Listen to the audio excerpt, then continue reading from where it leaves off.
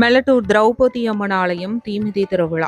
ஏராளமான பக்தர்கள் தீக்குண்டம் இறங்கி நேர்த்திக்கடன் செலுத்தினர்.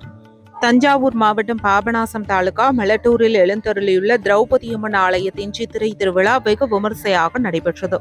மெலட்டூர் திரௌபதி அம்மன் ஆலயத்தின் சித்திரை திருவிழா கடந்த 12ஆம் தேதி காலையில் கொடியேற்றம், கணபதி ஹோமம், சக்தி பூஜையுடன் தொடங்கியது. 14 நாட்கள் நடைபெறும் திருவிழாவில் தினசரி இரவு அம்மன் பல்வேறு வாகனத்தில் எழுந்தருளி வீதி விழா காட்சி நடைபெற்றது. விழாவின் முக்கிய நிகழ்ச்சியான பக்தர்கள் தீ மிதிக்கும் நிகழ்ச்சி 29ஆம் தேதி திங்கட்கிழமை இரவு நடைபெற்றது.